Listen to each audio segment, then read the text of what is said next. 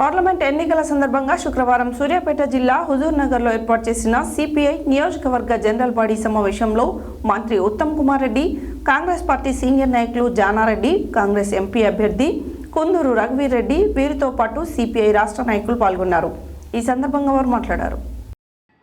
Parliament ఎన్నికల సందర్భంగా శుక్రవారం సూర్యాపేట జిల్లా హుజూర్ నగర్లో ఏర్పాటు చేసిన సిపిఐ నియోజకవర్గ జనరల్ బాడీ సమావేశంలో మంత్రి ఉత్తమ్ కుమార్ రెడ్డి, కాంగ్రెస్ పార్టీ సీనియర్ నాయకులు జానారెడ్డి, కాంగ్రెస్ ఎంపీ అభ్యర్థి కుందూరు రఘువీర్ రెడ్డి, వీరితో పాటు సిపిఐ రాష్ట్ర నాయకులు పాల్గొన్నారు.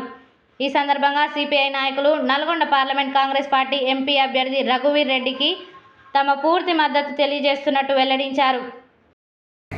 ఒక్క మాట మీకు గుర్తు చేస్తున్నా, నేను మొదటిసారి ఎమ్మెల్యే అయినప్పుడు దొండపాడు గ్రామంలో ఇప్పుడు అలా మీరు చూస్తున్న మెయిన్ రోడ్లో ఒక సైడ్ నుంచి ఒక వాహనం వస్తే ఆ వేరే సైడ్ వాహనం వెనక్కి పోవాలి, వాళ్ళు క్రాస్ అయినాకనే ఈ వాహనం పోవచ్చు.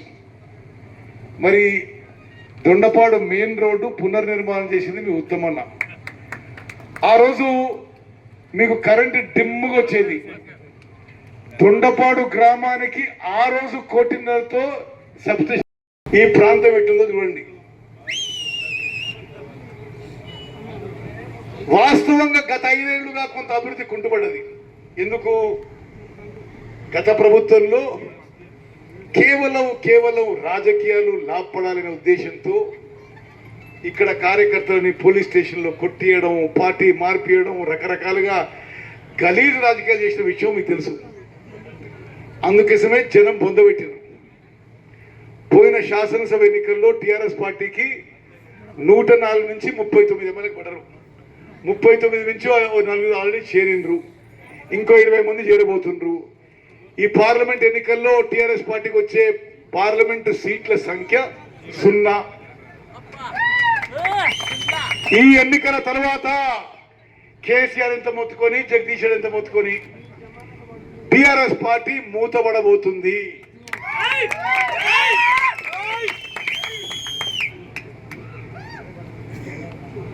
బీజేపీ పార్టీ దొండపాడు చాలా చైతన్యం ఉన్న గ్రామం కాబట్టి చెప్తున్నా.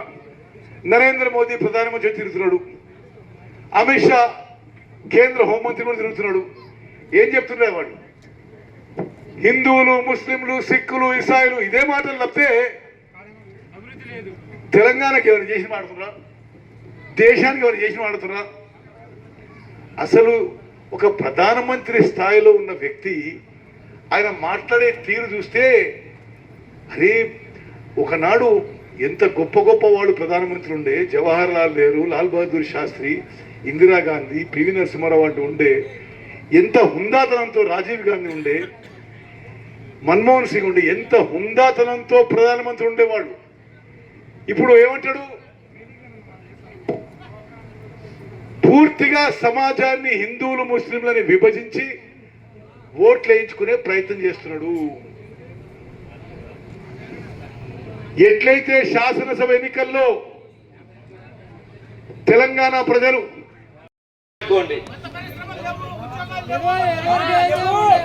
కానీ మళ్ళా మన అంతేకాదు, సరే అయిపోయింది, మళ్ళా మన ఎమ్మెల్యే మన మంత్రి గారు అయినరు, మన ప్రభుత్వం వచ్చింది. అన్నిటికంటే ముఖ్యంగా మన ప్రభుత్వం వచ్చింది. మన ప్రభుత్వంలో కూడా ఉత్తమ్ కుమార్ రెడ్డి గారి సారథ్యంలో, రేవంత్ రెడ్డి గారి సారథ్యంలో సాగుతున్నటువంటి ఈ ప్రభుత్వం ప్రతి ఒక్క పని, ప్రజలు కోరుకునే పని ప్రతి ఒక్కటి చేస్తా ఉన్నారు. అంతేకాదు ఉత్తమ్ కుమార్ రెడ్డి గారు ఎమ్మెల్యేగా ఉన్నప్పుడే మన ప్రాంతంలో ఉన్నటువంటి ప్రతి కార్యక్రమాన్ని పూర్తి చేసినప్పుడు ఇప్పుడు వారే ఈ మొత్తం రాష్ట్రానికి నీటిపారుదల శాఖ మంత్రి. కాబట్టి మన ప్రాంతంలో ఇక్కడ ఒక 4-5 లిఫ్ట్ల విషయం ఇక్కడ వారు ప్రసంగించే టైంలోనే ప్రస్తావన వచ్చింది. మీరు అర్థం చేసుకోండి. మీ సప్పుడు, మీకుండే సప్పుడు ఏందో వాళ్ళకి తెలుసు, మీ డిమాండ్ ఏందో వారికి తెలుసు, మీ అవసరాలు ఏందో వారికి తెలుసు. పైగా ఆ మంత్రి గారి వారైనప్పుడు మీకు జరగబోయే కార్యక్రమాలు ఎంత తొందర జరుగుతాయో అవన్నీ సాధించుకోవడం పెద్ద విషయం కాదు, మీరు గుర్తుపెట్టుకోండి. ఈ క్రమంలో మీకు చెప్తున్నా, మే 13వ తారీఖు ఎన్నికలు, మే 13 తారీఖు జరగబోయే ఎన్నికలలో వారికి కేవలం మీరు 3600 మెజార్టీ ఇవ్వడం జరిగింది. నా తెలిసి అది మీ తప్పు కాకపోయిండొచ్చు. మీ మీద అన్ని కేసులు అన్ని ఒత్తిళ్లు ఎన్ని ఉన్నా గానీ అయినా గానీ 3600 మెజార్టీ సాధించారంటే ఇవాళ మీకు ఏ ఇబ్బంది లేదు. మన ప్రభుత్వం ప్రజా ప్రభుత్వం, మీరు ఇంత ఫ్రీగా ఉన్నారు, వారు ఇన్ని కార్యక్రమాలు చేపడుతున్నారు. ఓటు చేయమని మాత్రం మీ అందరికీ విజ్ఞప్తి చేస్తున్నాను.